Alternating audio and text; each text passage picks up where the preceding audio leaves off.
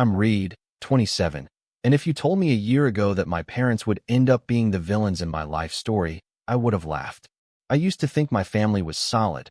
Complicated, sure, but functional enough.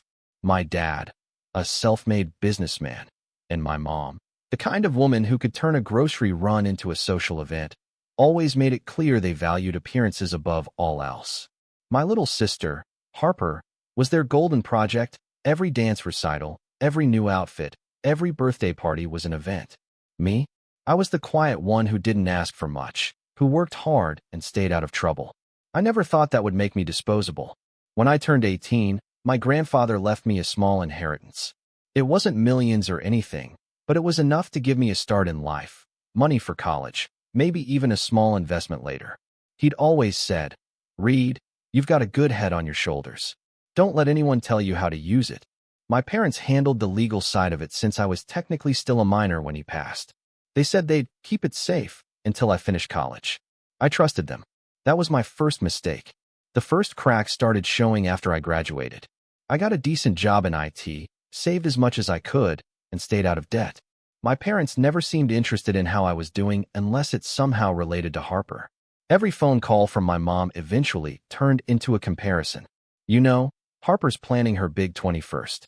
It's going to be such a milestone. Maybe you could help her plan something nice." It always sounded like a question, but it never was. Helping Harper usually meant paying for something she wanted. A gift, she'd call it, like it wasn't just another withdrawal from my patience. Still, I tried to be the bigger person. Family, right? You tell yourself it's just a phase, that maybe they'll grow out of treating you like a walking wallet. But then the hospital happened. I'd been dealing with health issues for a while. Nothing dramatic, just some stomach problems that wouldn't go away. One day at work, I blacked out. The next thing I remember is waking up in a hospital bed with an 4 in my arm and my boss sitting nearby looking worried. Turns out my appendix had ruptured, and I'd been rushed into emergency surgery. My parents didn't show up until the next day, both dressed like they were coming from brunch instead of a hospital visit. My mom's first words weren't, "Are you okay?" or, "We were so worried." No, it was, "Why didn't you tell us sooner?" We had to cancel Harper's dress fitting for this. I was groggy and in pain, but that hit me like a slap. I remember blinking at her, trying to process whether I'd heard her right. My dad just sighed and mumbled something about how this is why you need to take better care of yourself, son. The nurse shot them a look that could have frozen lava, and they finally left after 15 awkward minutes. A few days later, when I was feeling well enough to check my phone, I noticed something strange. My banking app showed a withdrawal I didn't recognize, a hefty one. I thought it was a mistake, maybe hospital billing or insurance, but the account it came from wasn't my main one. It was the trust fund account my grandfather had left me. My chest tightened. I hadn't touched that account in years. When I got home from the hospital, I asked my dad about it. He barely looked up from his laptop and said, "Oh, that. I moved some of the money temporarily. We had a short-term business issue, and it made sense to use your account since the company's been in my name for tax purposes." I remember standing there in complete disbelief. "You moved money out of my account without telling me?" He looked at me like I was being unreasonable. "It's still in the family, Reed. Don't act like I took it. You'll get it back once the project closes." My mom jumped in before I could respond. "You should be grateful your father even includes you in these things. That money came from his father too, remember? It's part of your family's legacy." That word, legacy, used to mean something to me. Now it felt like a chain around my neck. I tried to stay calm.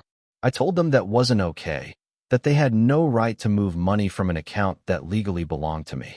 My dad brushed me off with that smirk he always wore when he wanted to remind me who had the real control. "You're young, Reed. You don't understand how business works. It's just a temporary fix. Don't make this into something it's not." But I couldn't shake the unease. I started digging. I went through statements, emails, and old paperwork, tracing transactions line by line. The deeper I looked, the worse it got. It wasn't just temporary. Over the past year, thousands had been withdrawn, slowly, strategically, under descriptions like transfer, consulting, and family expense. My entire inheritance was gone. I confronted them again, and this time, the mask slipped. My dad didn't even try to deny it. He said he needed to reinvest it because his business had been struggling and that it was better this way since the family benefits when he benefits. My mom chimed in with her usual guilt trip. You should be proud to help your father after everything he's done for you. Harper's been so stressed about finances too. You wouldn't want her to suffer, would you? I felt something inside me snap that night. Years of being dismissed, overlooked, and used boiled over into a kind of cold clarity. I wasn't their son in their eyes. I was their safety net. After that argument, I stopped visiting for a while. I needed space, needed to think. I spent most of my recovery working remotely, quietly gathering every piece of documentation I could. Bank statements, emails, notarized trust documents, everything. My lawyer friend, Jacob, helped me understand what I was looking at, and his words hit like a hammer. Reed, this isn't a misunderstanding. It's embezzlement. A part of me still didn't want to believe it. My dad, the man who always preached about family loyalty, had stolen from his own son. And my mom, instead of stopping him, had helped justify it. I didn't contact them for a few weeks after that. Then, 2 days after my final follow-up appointment, I got a text from my mom. It was short, cheerful, and completely tone-deaf. Hey honey, Harper's birthday's coming up, big 22. We're planning a designer-themed party and need a little extra help with the expenses. Can you wire $50,000 to your dad's account by tomorrow? We'll settle it later. Love you. I just stared at my phone, rereading it over and over, feeling my pulse in my ears. $50,000. Like it was nothing. Like I was an ATM they could tap whenever they wanted. Something in me went cold. I typed back, you won't see a single penny. Then I logged into every account, every shared document, every digital key they might have had access to, and locked it all down. For the first time in my life, I didn't hesitate. By midnight, I had changed every password, revoked their permissions, and moved my remaining funds to a new institution. When I finally sat back, exhausted but steady, I realized I wasn't scared anymore. I was done. The next morning, my phone buzzed again. It wasn't my parents this time. It was my lawyer. And the tone in his voice when he said, Reed, you need to hear this, told me the storm had only just begun. Jacob's voice on the other end of the line had that clipped, careful tone he used when he knew bad news was coming. Reed, I went over the documents you sent me again last night, he said. Your dad didn't just borrow the money. He rerouted the trust under his business named 6 months ago. Legally, that means he transferred ownership. I was sitting at my kitchen table, staring at the cup of coffee I'd made and hadn't touched. Transferred ownership? As in it's gone. Not gone, Jacob said carefully, but tied up in whatever financial black hole his company's become. And based on the filings I'm seeing, that business is barely standing. I let out a shaky laugh that didn't sound like me. So my dad embezzled his son's inheritance to save a dying company? Pretty much, Jacob said softly. And he didn't do it alone. Your mom co-signed part of the transfer. That part stung more than I expected. I'd always known my mom had a way of pretending everything was fine, smoothing things over, convincing everyone that the family was strong and united. But I never thought she'd actively participate. Suddenly, the way she'd always avoided questions about money made perfect sense. Every "don't worry about it, Reed," every "your dad's handling that," had been part of the cover. I didn't answer Jacob right away. My head felt heavy, full of fog and fury. Finally, I said, I'll handle it. He tried to talk me down, told me to stay calm and let him take care of the legal side. But I hung up. I needed time to think, not to hear more about how deeply my family had betrayed me. That same day, my mom called. I ignored the first few rings, but when the messages started piling up, call me. It's important. I gave in. Her tone was syrupy, the way it always was when she wanted something. Reed, honey, I heard you changed all your account passwords. What's going on? I didn't bother pretending. You know what's going on. A pause. Then she sighed dramatically. If this is about your father moving that money, we've already discussed it. He did what he had to do. Family helps family, remember? I didn't agree to help him commit fraud, I said, my voice shaking. Fraud? She repeated, offended. You always exaggerate things. Your father's worked so hard to build something for this family, and instead of showing gratitude, you're acting like a victim. That word, victim, hit hard. I wasn't crying. I wasn't yelling. I wasn't begging. I was calm. But hearing her dismiss it so easily made something in me crack. You both stole from me. You lied for years. You took my future and fed it into his ego. She went quiet, then said sharply, watch your tone, Reed. You're being very disrespectful right now. I laughed. Actually laughed. It startled her. Respect? You want respect after what you did? Enough, she snapped, her voice rising. Your father has been under enough pressure. You have no idea what he's gone through trying to keep this family afloat. Maybe if you hadn't moved your funds, things wouldn't be so tense right now. It took me a second to process that. Wait, are you saying he was still planning to take more? Don't twist my words, she said quickly.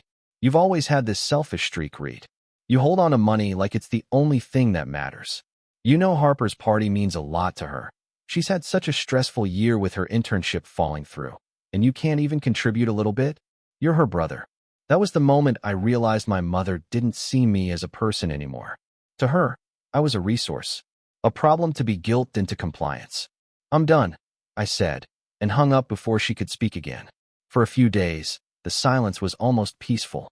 I went to work, saw friends, tried to feel normal again. But it didn't last. It started with small things, an email from my dad's company requesting authorization for transfer, which I obviously ignored. Then came a text from Harper. Mom says you're being dramatic again. Can you please just send the money? I already picked out my outfit. I stared at the message for a full minute before replying. Ask Mom and Dad. They've already spent my savings. Her response came fast. You're so selfish, Reed. They did everything for you. Everything. I thought about every ignored birthday, every time my accomplishments were overshadowed by her ballet trophies or their business dinners. I thought about how my mom used to say, you're the responsible one. We don't have to worry about you. Like that was praise instead of neglect. I didn't respond to Harper again, but that didn't stop her from trying. Over the next week, she sent me photo after photo of the party preparations, dresses, decorations, a rented venue. Look, isn't it amazing? She wrote, as if nothing had happened. It was almost surreal, watching her world spin on like my anger didn't exist. Then came the night everything boiled over. It was a Thursday. I got home late from work, tired but oddly calm. Then I saw it, a notification from my bank. Unusual activity detected. My stomach dropped. I opened the app and saw an attempted transfer, $20,000, from one of my secondary accounts. It hadn't gone through, but someone had tried. I called the bank immediately. The rep confirmed it. Someone had used an old authorization code linked to my father's company name. My hands went cold. After the call, I sat in the dark for a long time. There was only one explanation. They were desperate. My dad had realized I wasn't backing down, and now they were trying to force my hand. I knew I needed proof, something undeniable, something that could make even him answer for what he'd done. So I started digging again. I pulled up old email backups, old financial statements, even storage drives I hadn't touched in years. And buried deep in one of them, I found what I didn't expect to see, a digital contract. My father's signature, my mother's witness line, and the header read, transfer of private funds for business allocation. My inheritance had been funneled directly into his company's account under family contribution. It was all there. Dates, amounts, everything. That night, I printed every page, laid them out on my dining table, and just stared. My grandfather's name was there too, faint and elegant in the original trust document. I remembered how proud he'd been of me, how he'd told me, don't let them use your kindness against you. And now I finally understood what he meant. I barely slept. When the sun came up, I sent copies of everything to Jacob. Then I turned off my phone, packed a bag, and left town for the weekend. When I got back, there were 37 missed calls. Most were from my mom, a few from Harper, and one from a number I didn't recognize. When I listened to the first voicemail, I almost couldn't believe what I was hearing. It was Harper, crying. Reed, what did you do? Mom's freaking out. Dad's yelling. You ruined everything. Then came my mom's voice, sharp and furious. How dare you involve outsiders in our business? You've disgraced this family, Reed. After everything we've done for you, this is how you repay us. They still didn't get it. In their minds, they weren't the ones who'd crossed the line. I was, simply for refusing to stay silent. I didn't respond. I thought ignoring them would calm things down, but it had the opposite effect. The following week, Harper showed up at my apartment. I didn't even know how she found the address. I'd moved months ago and hadn't told them. She was crying again, mascara streaked down her face, wearing one of those ridiculous designer jackets Mom always bought for her. Reed, please, she said the second I opened the door. Dad's going to lose everything. He said if you don't fix this, the company's finished. He might even go to jail. I didn't say anything. She stepped closer. You don't understand. Mom hasn't stopped crying. Dad barely sleeps. They said you sent everything to a lawyer. Why would you do that? Because they stole from me, I said quietly. She shook her head, like she couldn't process it. It wasn't stealing. It was family money. Grandpa would have wanted you to help. I stared at her, stunned by how deeply they'd indoctrinated her into this twisted logic. Harper, Grandpa left that money to me. He made that clear. She wiped her face and muttered, You're just being spiteful. You've always hated how much attention I got. And there it was, the real reason she'd come. Not to make peace, but to make it about herself. I closed the door slowly, even as she called after me, her voice rising. If Dad loses everything, it's your fault. When the door finally clicked shut, I leaned against it, feeling the last thread of guilt snap inside me. I wasn't the villain in their story anymore. I was done being their scapegoat. That night, I got another call from Jacob. Reed, he said, you're not going to believe this. Your dad tried to file a claim saying you authorized the transfers. But we caught it in time. I've already drafted a response. I thanked him, but my mind wasn't on the paperwork. It was on the realization that my parents were still digging deeper, still convinced they could twist reality to protect themselves. And then, 3 days later, I got the email that changed everything. It wasn't from Jacob. It was from the State Financial Board. Notice of investigation, alleged misappropriation of funds. For a while, I thought the investigation would bring me instant relief, a clean break, maybe even a sense of justice. But reality had other plans. When the notice came, I didn't feel triumphant. I felt empty. It was like someone had flipped a switch and all the energy I'd spent being angry, hurt, and defensive just drained out of me. My whole life had revolved around surviving their control, and suddenly that control was gone. But so was the illusion of family. I didn't tell anyone at first. Not Jacob, not my friends, not even my coworkers. I went to work, came home, ate alone, and stared at the stacks of paperwork on my kitchen table. Every page represented another piece of proof that the people who raised me had chosen greed over love. The silence in my apartment was suffocating, but I needed it. I needed to be alone to understand who I was without them. Then the calls started again. This time, they weren't angry. They were pleading. My mom's voicemails were shaky, like she'd been crying for hours. Reed, sweetheart, please call me back. Your father's under so much stress. The investigators have been asking questions. They're saying terrible things about us. I deleted each one. Then came Harper, always dramatic, always self-centered. You're destroying this family. Do you even care what's happening? They might lose the house. I cared, but not in the way they wanted. I cared because it proved that their empire of manipulation was finally cracking. They were reaping the fallout of every lie they'd told. But even then, part of me hated that it had come to this. Work became my escape. I poured myself into projects, took on extra tasks, anything to keep my mind occupied. My manager, a quiet guy named Ian, noticed. One afternoon he stopped by my desk and said, "You've been killing it lately, man. If you keep this up, there might be a promotion opening soon." I nodded and thanked him, but inside I was still too tangled in the mess of my family to care about titles. It wasn't until a few weeks later that something clicked. I was working late one night, debugging a system for a local business, when I realized how calm I felt. For once, there were no texts buzzing, no guilt trips playing in the back of my head, no emotional ambush waiting for me at the end of the day. I'd been conditioned to believe peace was impossible without their approval.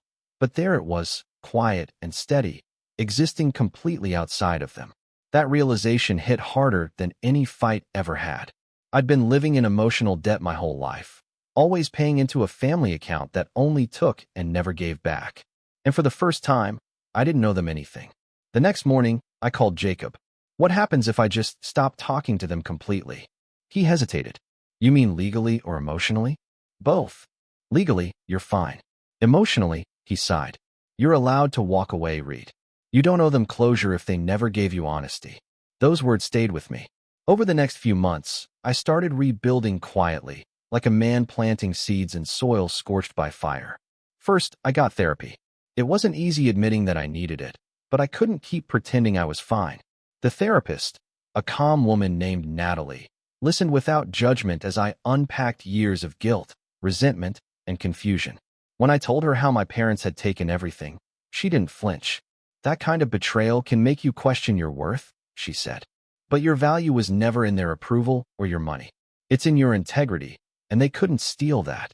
I didn't believe her at first, but slowly, session by session, I began to see the truth in it. Then I started focusing on my work in a new way. Instead of hiding behind tasks, I began creating. I built small systems for local businesses on the side, invoicing apps, database tools, and word spread fast. A cafe owner recommended me to another shop, then another. Before long, I had more side clients than I could handle. It wasn't about the money. It was about control, about knowing that my success was mine alone this time. During that period, I moved apartments, something small, quiet, but mine. No more family photos on the walls. No more reminders of people who'd taught me that love came with conditions.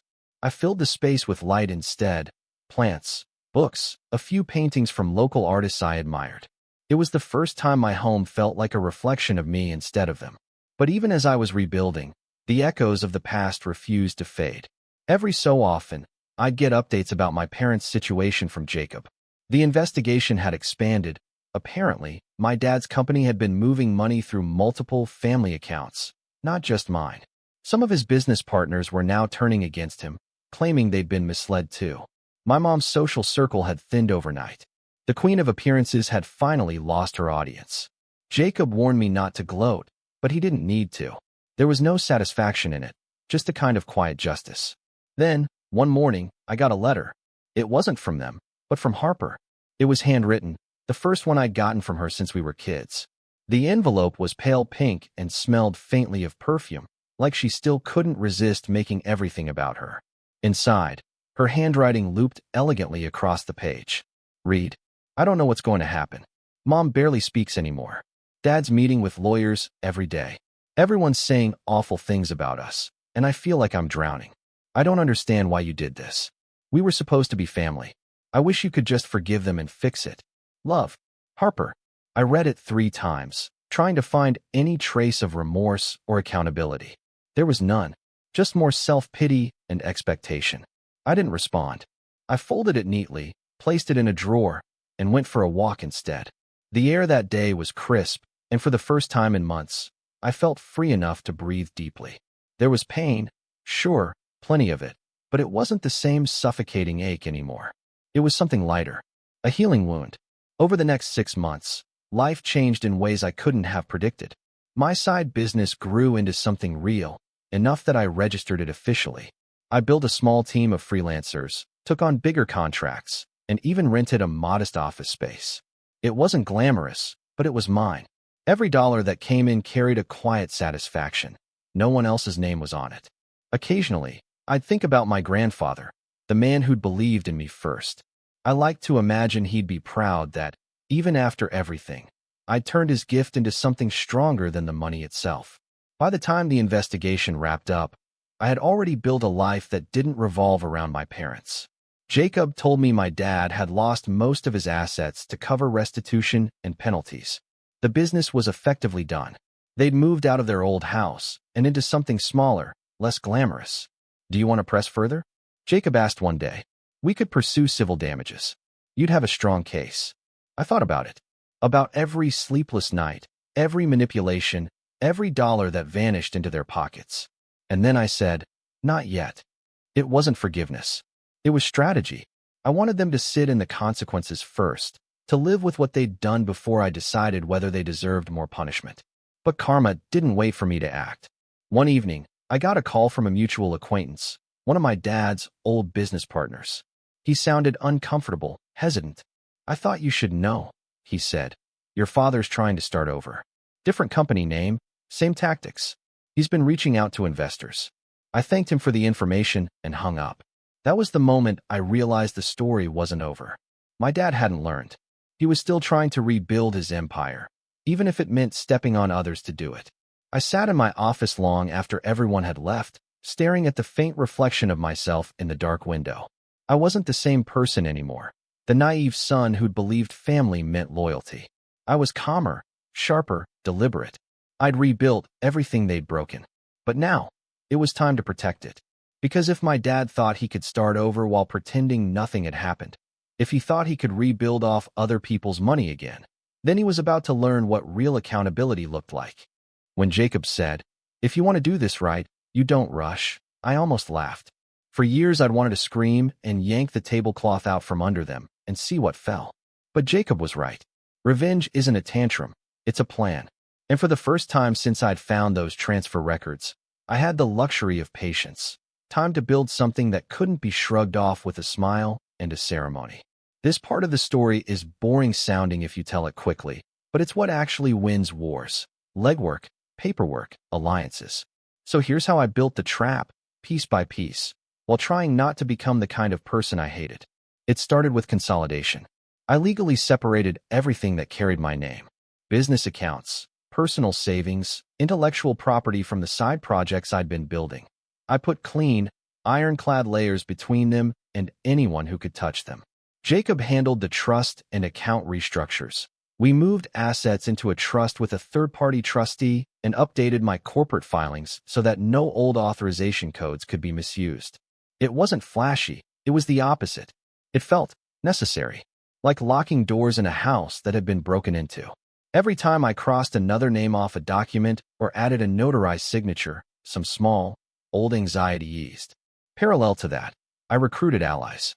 Most of them were people I'd been building with already, real, competent folks who wanted to do good work and hated scams. Ian, my manager, stepped up first. He didn't have to. A promotion wasn't his currency. He offered access, introductions to clients I couldn't reach on my own, and, more importantly, credibility in circles my father might target for investors. We started meeting for coffee on weekends, strategy sessions that at first felt ridiculous, like a startup pitch for revenge. Ian brought operational sense. If he comes at you publicly, be ready to show not just the theft but the impact. Numbers, timelines, who benefited. I spent nights drawing diagrams for him. Money paths, shell accounts, plausible reasons my dad's lawyers would use to deflect, and Ian's eyes would narrow in that efficient way he has when something clicks. Then there was the former partner who'd reached out anonymously, Tom. He'd been on the periphery of my father's old ventures and had enough conscience, or bitterness, to hand over bank statements and internal messages that confirmed what I already suspected. The transfers hadn't been isolated incidents. Tom wanted nothing to do with the limelight. He wanted restitution and to get away from the moral filth. Jacob met him, took his sworn affidavit, and promised protection. Having that third-party corroboration changed everything. It turned my case from family disagreement into a pattern with witnesses. I hired a discreet forensic accountant. I didn't want the amateur job of printing out statements and waving them in people's faces. That's exactly what a skilled liar counts on. The accountant, her name was Priya, worked quietly for 2 months, tracing wires, cross-referencing timestamps, and reconstructing the money flow into spreadsheets that could be read by regulators and shoved under the noses of potential investors. Priya's reports were clinical: dates, amounts, counterparties, and a narrative of intent. She annotated where my dad's company had filed false invoices, where shell entities had been created and dissolved, and where payments had been laundered through third parties. For the first time since the hospital, I felt anchored. This was not just my grief, it was an evidentiary chain. Because I wanted the public to know the truth, but at the right time and in the right way, I contacted a financial journalist I'd met through a client. Her stories had made executives sweat before. She had a nose for embezzlement and a hatred for self-important people who reinvented themselves on other people's money. I sent her an anonymized summary and asked, bluntly, if she'd be interested in digging. She replied with a frank, "Not without documents." So I gave her something, a neutral compendium prepared by Jacob and Priya that showed the pattern and the legal questions we were raising. I wasn't trying to get a headline for the sake of humiliation. I wanted witnesses, public scrutiny that would make it impossible for my dad to charm his way out of accountability. The journalist didn't promise anything, but she didn't say no. There was an ethical argument I sifted through constantly. Was I doing this to punish them or to protect others? In private, I told myself it was about both. My father had used my name as collateral. He was likely to do it again. My plan needed to ensure he couldn't prey on anyone else. It also had to be measured enough that I wouldn't lose myself. Natalie, my therapist, warned me about the thin line between righteous action and revenge that consumes you. Make decisions as if you will read your actions back aloud in front of a jury, she said once. If you wouldn't, don't do it. That became a strange, moral compass. Would the moves I planned hold up under legal scrutiny and, more importantly, under the light of who I wanted to be? I kept that at the center of every tactic. Meanwhile, my father was restless. I watched him, the way you watch a predator pacing a cage, making calls, meeting with new partners, drafting glossy pitch decks about a second act, a rebranding of the business into something with sleek values and sustainability jargon. The more I learned about his new logo and the investor brunches he was planning, the more obvious a strategy became. He wanted capital. He would knock on doors and charm strangers who didn't know his history. If he managed to raise money, not only could he try the same tricks again, he might bury evidence by mixing illicit funds with new investment. The risk was clear. Stop him before the money poured in. That's when Ian and I started hunting for the perfect opportunity. By chance, or fate, my father had scheduled an investor presentation at a downtown hotel. It was the kind of event where every angle was polished. Champagne flutes, a slide deck that used the word impact in every other sentence, and a room full of wealthy retirees who'd been sold on stories of reinvention. I watched the event announcement with a sick, steady curiosity. He had no idea that the people in the room would soon be looking him in the face with documents that suggested otherwise. We built the timing around that presentation. The plan had several parts, all designed to be legal and in the public interest. 1. File a formal complaint with the State Financial Board with the forensic accountant's report attached, time to be logged the morning of the presentation. 2. Send a discreet, but thorough, packet to the hotel and to the event's listed sponsors. Letters that detailed concerns about handling investor funds for a company under investigation and requested their due diligence. 3. Provide the journalist with the full, unredacted documentation under an embargo that would lift at noon the day after the presentation. 4. Alert a handful of major potential investors with concise, factual notices that there was a pending investigation and they should pause any decision-making until they'd done their own checks. It sounds like a lot because it was. There were legal checkboxes to tick, making sure the complaint wouldn't be dismissed as frivolous, ensuring we weren't jeopardizing ongoing investigations, and confirming that nothing we provided would be considered defamatory because it was all documented truth. Jacob handled the legal ricochet, filings, subpoenas if needed, and a polite but firm letter to the event organizer pointing to the public interest issue. Priya finalized her report. Tom agreed to testify if necessary.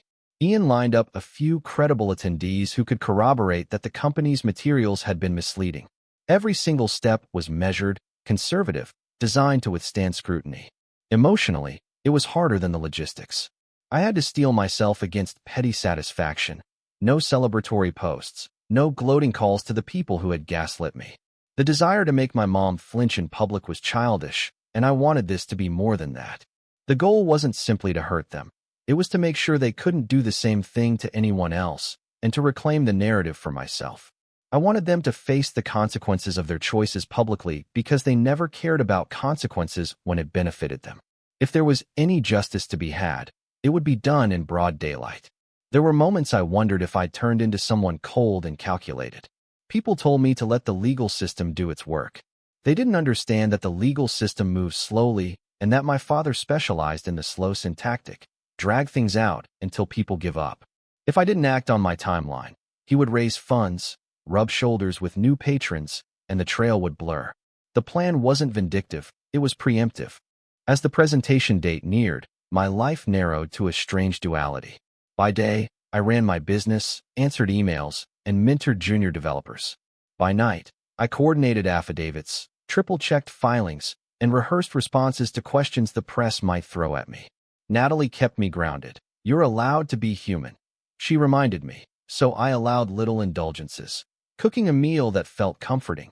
Going to a movie with Ian where we laughed at the absurdity of corporate branding, and calling Jacob at odd hours to bounce legal hypotheticals off him until one stuck. Then, 3 nights before the presentation, a small, dumb thing happened that almost unraveled my self-control. Harper sent me a picture of the invitation, gold embossing, calligraphy, and underneath she'd typed, "You'll come, right? We can fix everything." The message was two things at once, an olive branch wrapped in entitlement. I didn't reply. Instead, I printed her message and put it in the folder with the affidavits. I wanted to remember what their idea of fixing things looked like. The morning of the presentation arrived, and everything felt cinematic, except it wasn't a movie. I woke early, made coffee, and sat in the quiet that had become rare in my life. Jacob sent a terse text, complaint filed. Priya emailed the finalized report as an attachment with the subject line, final forensic findings, for filing. The journalist sent a single-line message, we'll sit on this overnight. Tell no one. Ian called to remind me where he'd be sitting and to tell me he'd bring a printed copy of the complaint in case someone needed to see it. I drove downtown slow enough to notice the city's breath, sunlight splitting between the buildings, a few joggers, a florist setting up a cart. The hotel loomed ahead, glass facades reflecting the blue. I wanted to tell you that I walked in with a righteous fire, that when I saw my father at the front of the room my knees went weak and I lunged across the stage. But that's not who I was anymore. I hadn't wanted a spectacle. I wanted the law to do its job with witnesses and an audience. I took a seat near the back. The room smelled faintly of perfume and coffee. I watched the people stream in, some familiar faces from their social sphere, a handful of investors with polite smiles, a few of the sponsors. I felt my heartbeat steady. There was an odd serenity in being present for something you had orchestrated without it feeling like a trap. It felt like a reckoning you set up because it needed setting. 40 minutes into the presentation, my father, smiling, practiced, was 4 slides deep into his pitch about vision and integrity when my phone buzzed.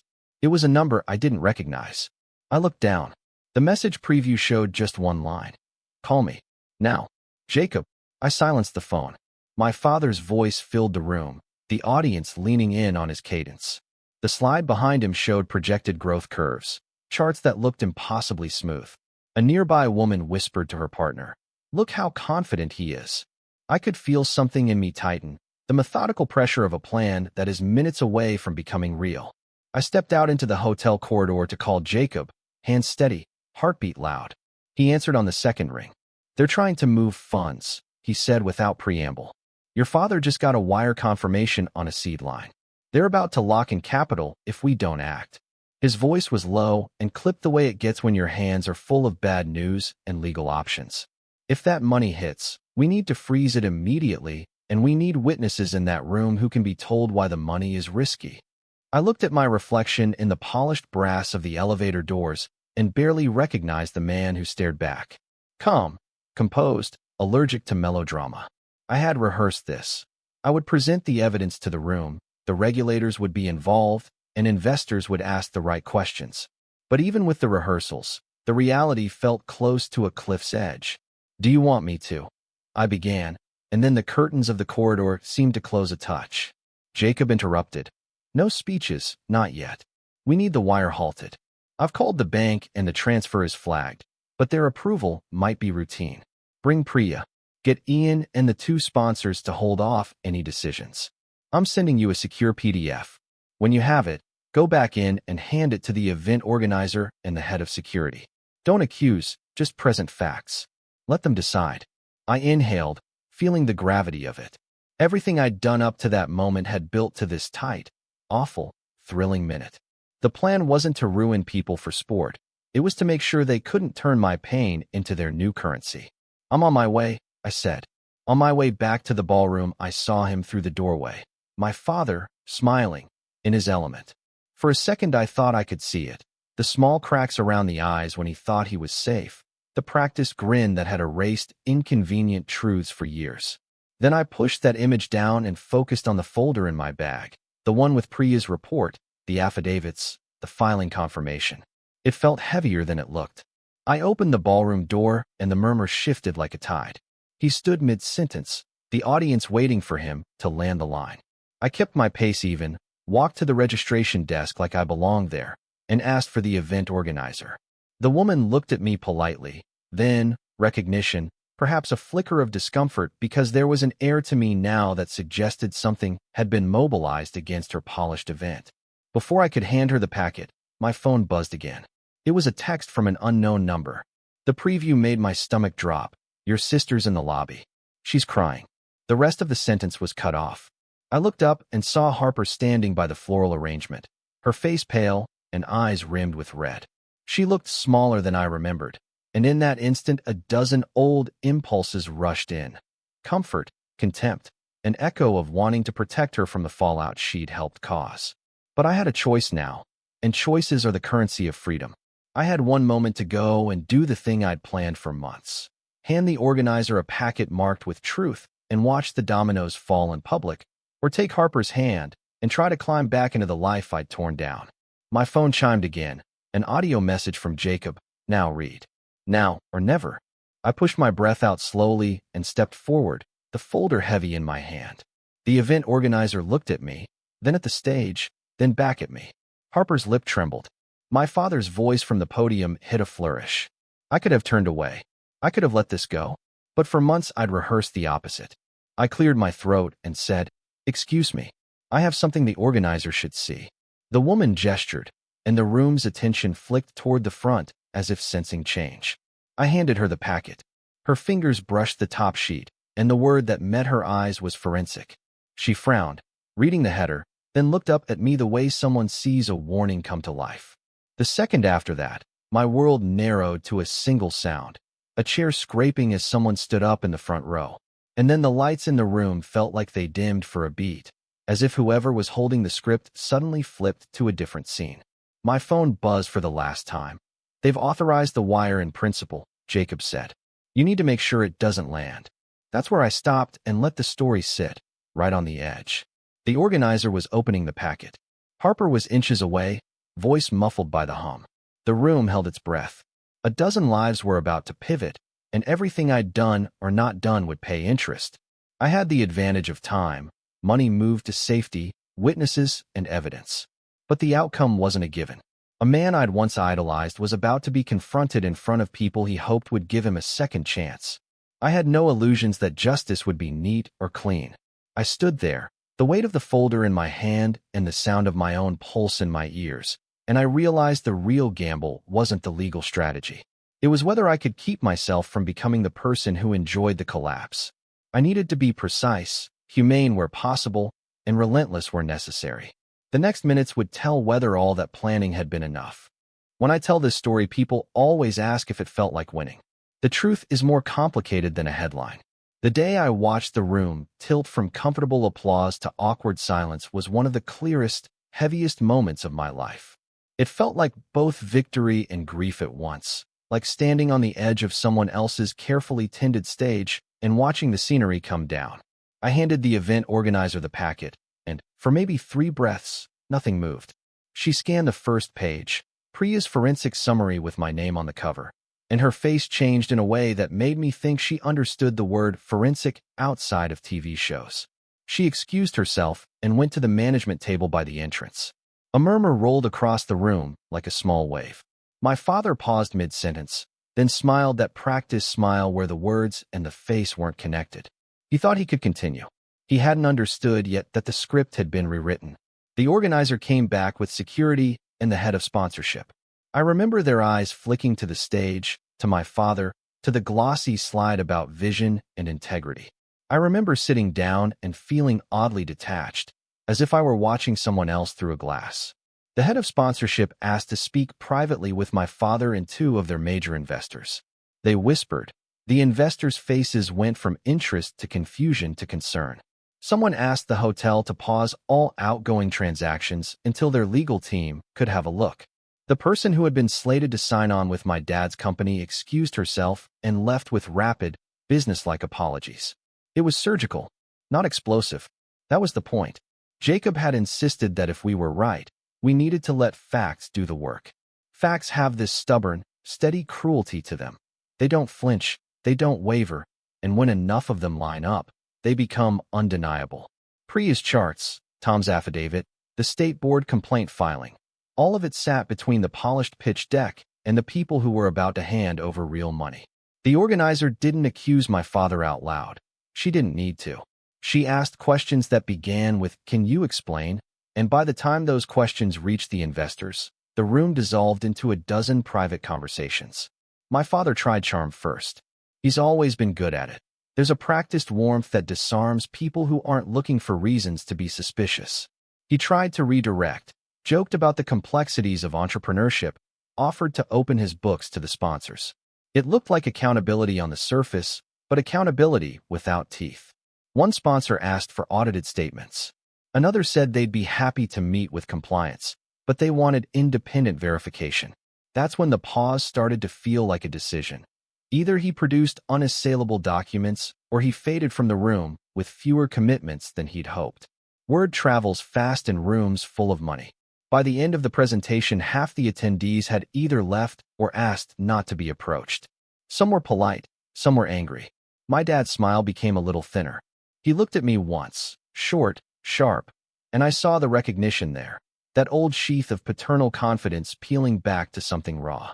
Harper was crying in a hallway with an event coordinator who tried to calm her down and had no idea how to.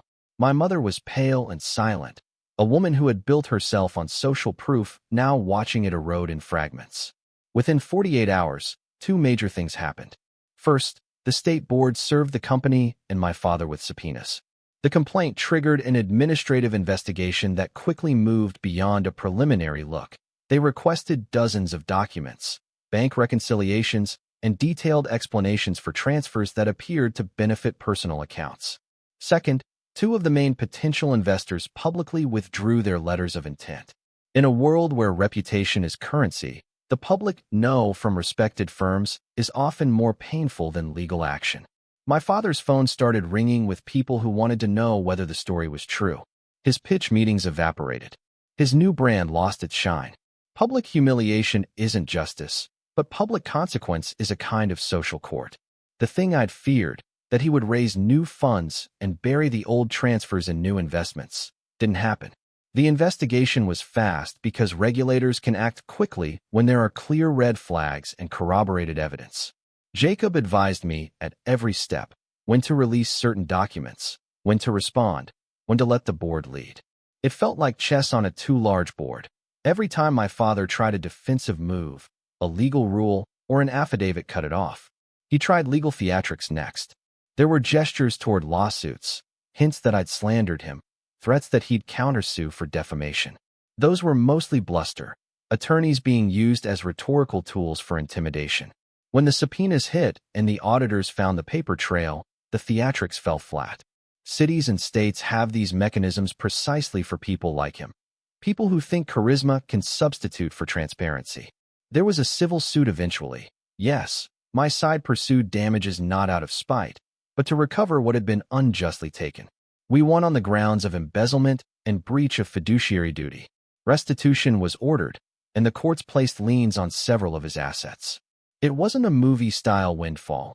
Most of the money had been dissipated into risky bets and legal fees, but it was a formal acknowledgement of what I'd known in my bones, that I'd been wronged. My parents' fall from social grace was messy and public. Friends we used to go to dinner with went quiet. My mother's social invitations stopped landing in her inbox. She called fewer people. I heard about whispered conversations at charity committees she used to chair. That part of it felt unsympathetic on my end. They had used social currency to justify moral shortcuts. I don't celebrate their discomfort. I just acknowledge it as the consequence of choices. People who build themselves on appearances should expect those appearances to be fragile when truth shows up.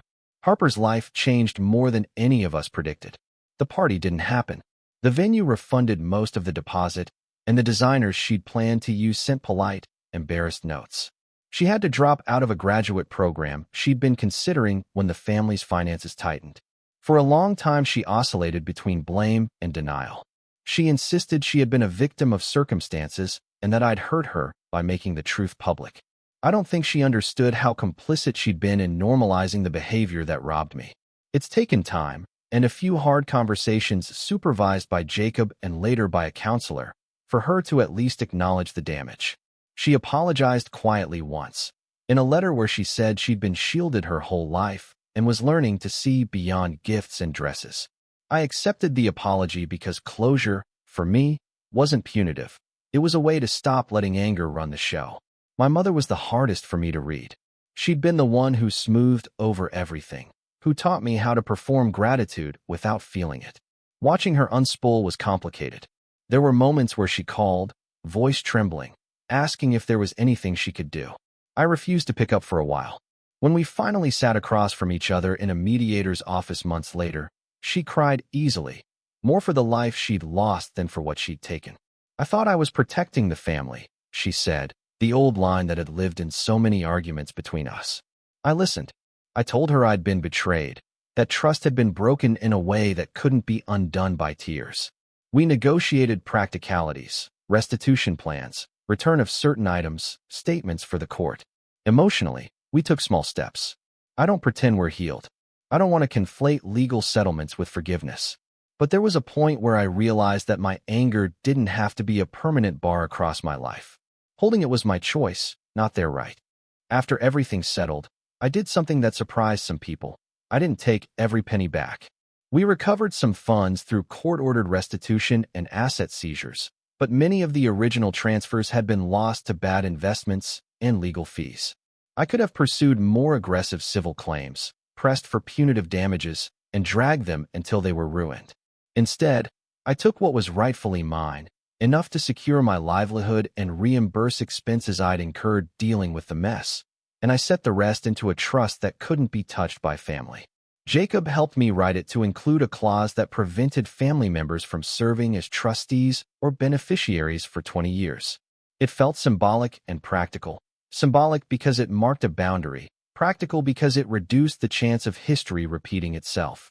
Professionally, the fallout gave me a strange opportunity. Clients who admired the way I handled myself in the chaos reached out. I built a small consultancy that specializes in compliance and ethical startup scaling, helping small companies set up structures that prevent the kinds of abuses my father had used. It's almost poetic. I took a wound and channeled it into something that helps others avoid the same pain. The business grew slowly and honestly, and it gave me back a sense of agency that had been missing for so long. There were consequences I didn't expect. My social life shifted. Some people I thought would be steadfast drifted away, uncomfortable with being around someone who had been at the center of scandal. But other friendships deepened. The people who stayed were the ones who mattered. They saw me as human and flawed, and also as someone who could stand up and act. Therapy helped too. It's now a regular part of my life. Natalie taught me how to hold the line between righteous action and becoming consumed by retaliation. That's the lesson I keep returning to. Justice is not the same as vengeance. The former repairs, and the latter corrodes. A year after everything started, I stood in my new office and looked at a photo on the wall, an old picture of my grandfather laughing at some backyard barbecue. I felt something warm and minor, gratitude that his intent hadn't been erased by my parents' choices. I thought of the moment in the ballroom when I'd handed the organizer the packet and the hush that followed. It had been the choice to act deliberately, rather than to let the hurt become the defining thing in my life that made the difference. I could have raged and destroyed more than was necessary. Instead, I took precise steps that protected me, exposed wrongdoing, and created structures to prevent others from being harmed the same way. People sometimes ask if I ever regret how public it became. There are nights where I replay moments and wonder if a quieter path could have spared some embarrassment. But when I picture the alternative, my father raising new funds, other people's savings funneled into the same schemes, me staying silent because I was afraid to break the family illusion, I know I made the right choice. Courage isn't absence of doubt, it's acting despite it. In the end, the revenge I sought wasn't theatrical or petty. It was exacting and sober. I wanted them to face the consequences of their choices, to lose the protective veneer that let them justify harm, and to stop the pattern from repeating. They lost clients, social standing, and in some cases, financial security. They had to rebuild their lives under different terms. That cost is heavy, but it is not cruel beyond what their actions demanded. A lot of people expect a final show, some cinematic moment where I stand triumphant and everyone knows I was right. The truth is quieter. There were courtroom filings, restitutions, a few awkward family gatherings that I chose not to attend, and long, slow work on my own sense of self-worth. There were also unexpected gifts, an honest relationship with my sister that grows slowly now, and a business that feels like it was built not to impress, but to do right. My grandfather's inheritance became not just money but the beginning of a life I could actually claim for myself. When I think about the man my father was and who he tried to be afterward, I feel a mix of things: anger, sorrow, and, strangely, relief. Relief that the pattern was broken. Relief that the choice to act wasn't driven by vanity, but by a need to prevent harm. I didn't set out to destroy anyone's life. I set out to protect mine and make sure others wouldn't be collateral in someone else's pride. The last time I saw him was at a courthouse hallway when he came to sign some documents. He looked older, smaller somehow, and he tried to catch my eye. I didn't look away. We had a brief exchange, me, measured, him, regretful but not repentant in the way that matters.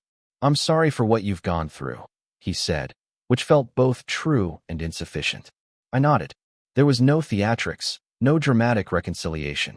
There was the quiet closure of two people who had hurt each other and would have to live with the consequences.